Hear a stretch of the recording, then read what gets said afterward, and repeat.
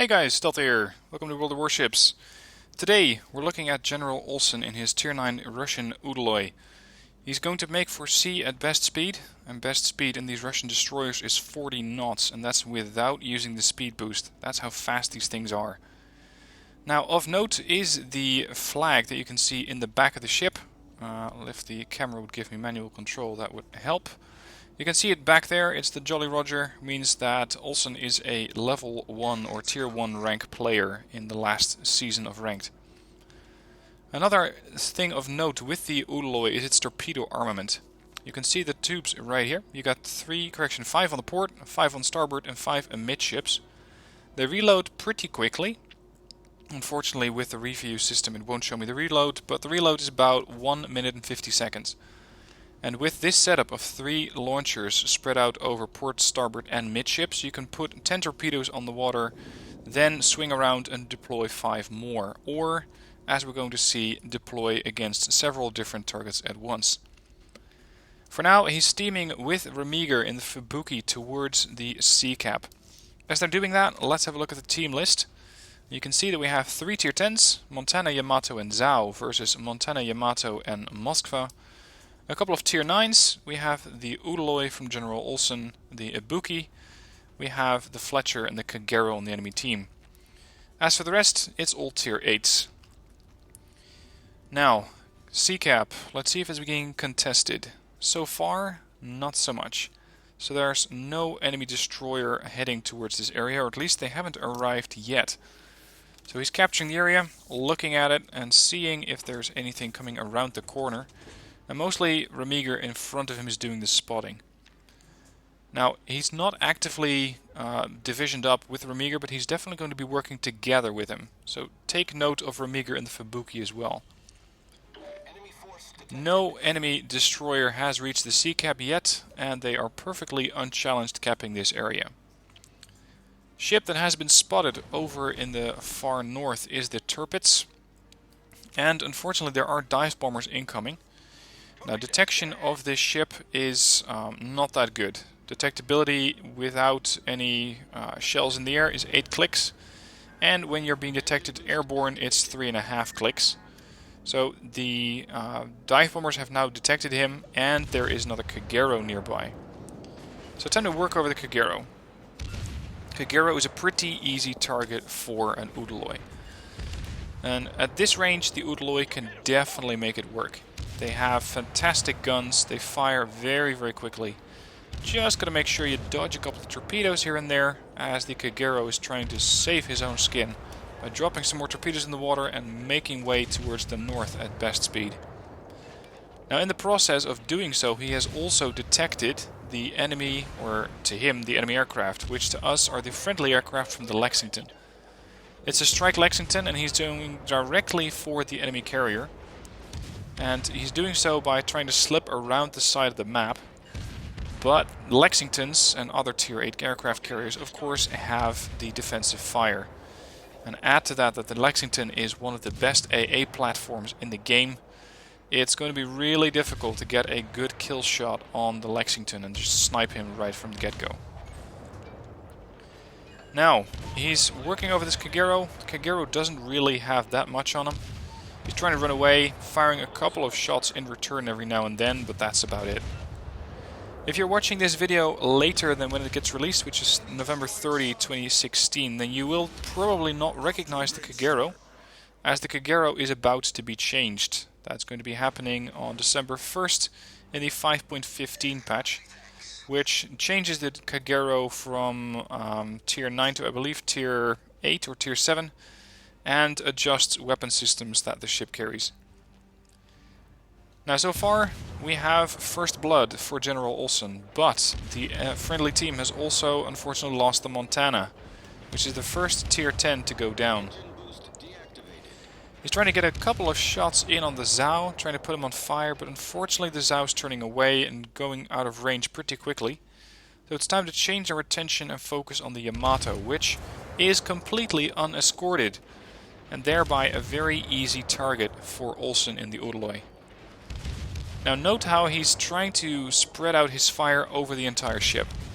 He's put the ship on fire once already, And he's basically walking his fire back as slowly as possible to try to put the ship on fire in multiple separate locations, thereby getting the damage to tick up faster and faster.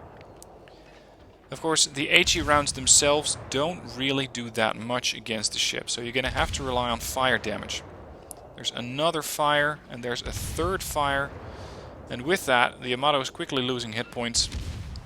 A couple of salvos continuing to go in on the ship. Some do damage. 2200, 1500, 500, knocking off some AA guns, and thereby making the Yamato an easier target for friendly aircraft. But it's going to take a long time until you actually sink this guy. In the meanwhile, the enemy team is pushing up very aggressively. As Olsen is engaging towards the north, the enemy team is pushing far and deep south. Montana is pushing forward directly into an Ibuki here. The enemy Benson is moving towards the sea cap to capture the zone and deprive the friendly team of the last capture zone that they have. And we have the Fubuki and the Benson trying to skirmish with the Fletcher over on the left side. Yamato has just managed to take out the Zhao, fortunately, but the Zhao also takes out the Yamato through a detonation, no less. So that is 2 of the friendly tier 10s down versus only 1 of the enemy team, and of course the Kagero that General Olsen destroyed himself.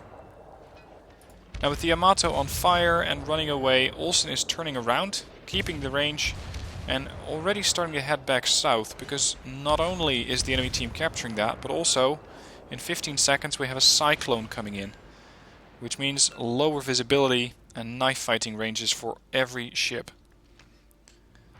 Couple more shells continue to hit the Nagato, but there's the cyclone. Yamato is now completely out of range. Olsen makes for the sea cap once again, hoping to either intercept the Benson there or to recapture the zone as quickly as possible. He continues to head south, and just look at the speed of this ship. Sure, he has some flags on, but still 40 knots.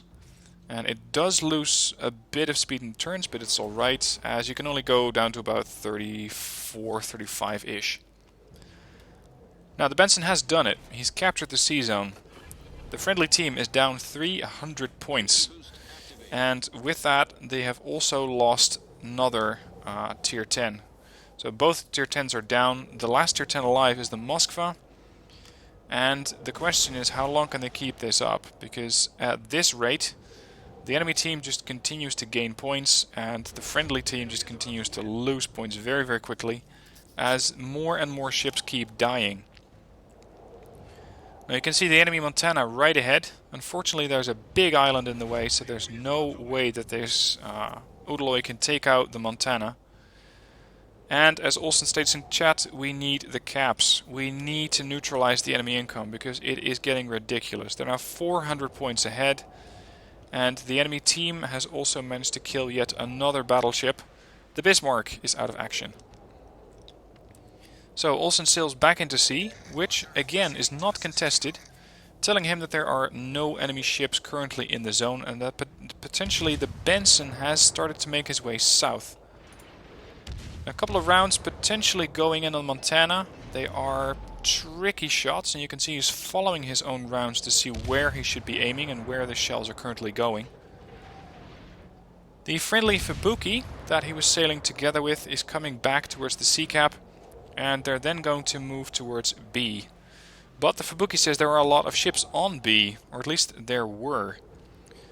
Now, in case you're wondering about the minimap, I have a mod installed that shows you the last known location of the ship, which is built in, but also shows you the name of that ship. That's something that supposedly is in the game files, but for me an actual mod had to activate it, and it does make your life a lot easier. So, sea zone controlled. However, the friendly team is dying all over. We have 2 ship advantage for the enemy team.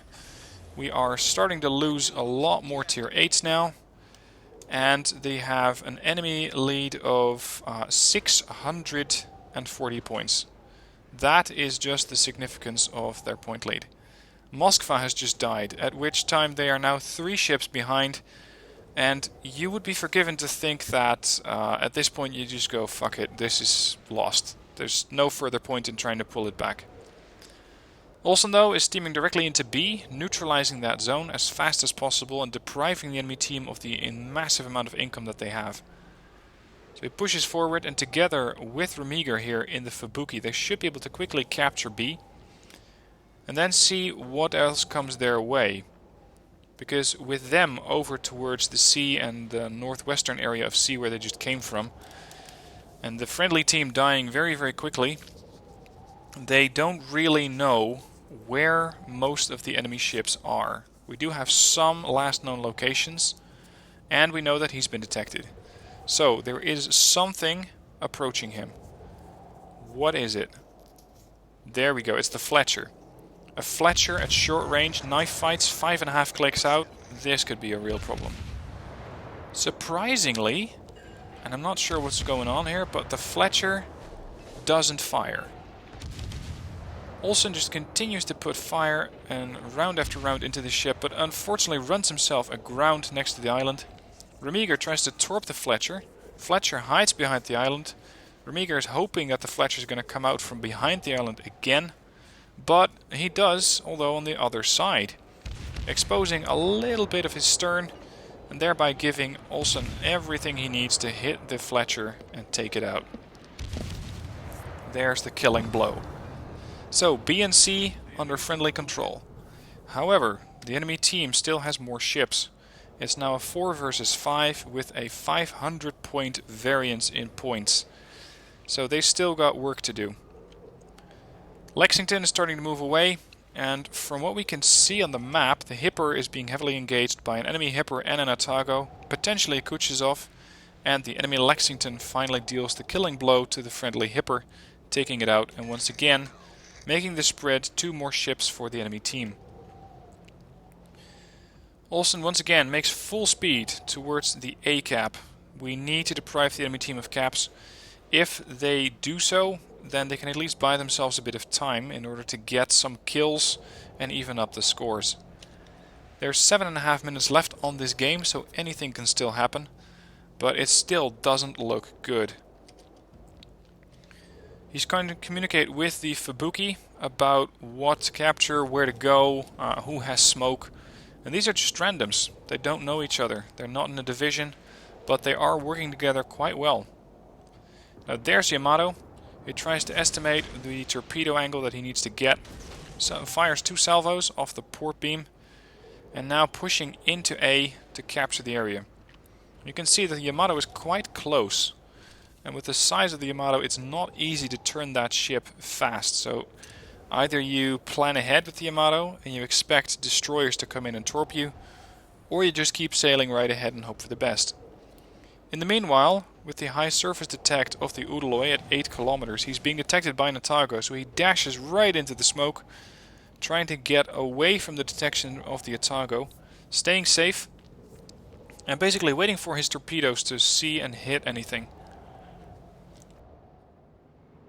The friendly Fubuki right next to him has also launched a set of torpedoes. There's 3 hits on the Yamato, and flooding.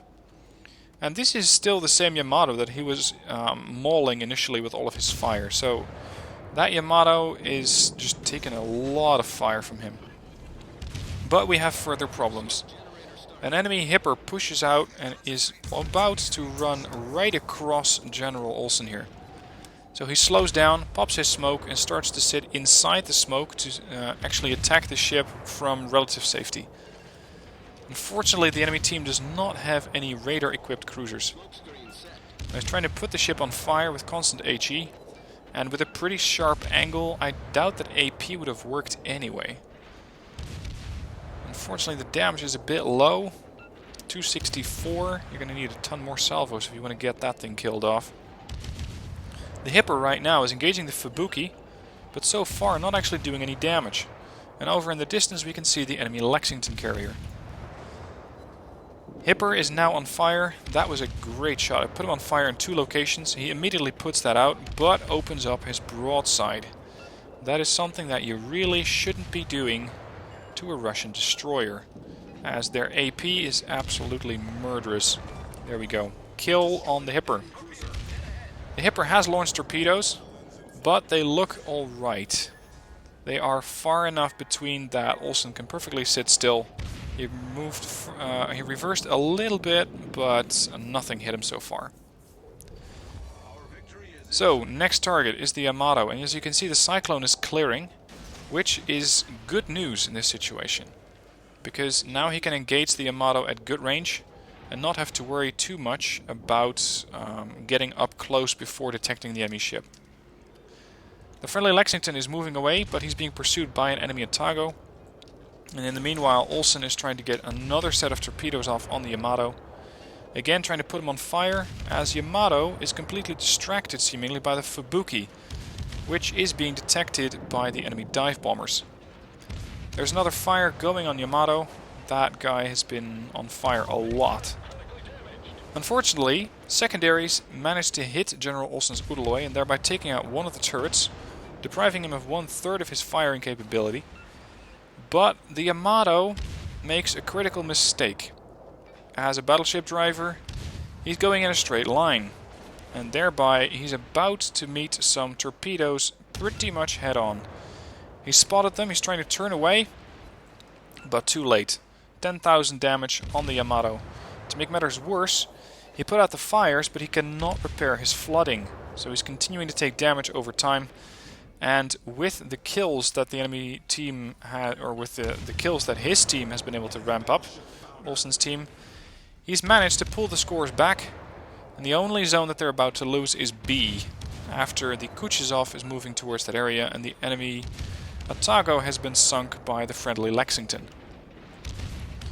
And with that, he continues to fire on the enemy carrier.